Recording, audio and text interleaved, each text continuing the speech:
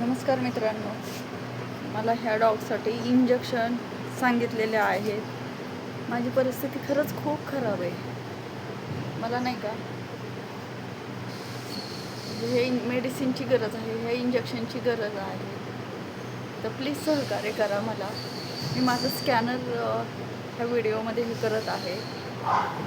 नाही तर तुम्ही मला इंजेक्शन जरी पाठवले तरी चालतील, काहीच अडचण नाही. हे इंजेक्शन आहे एक्सपॉन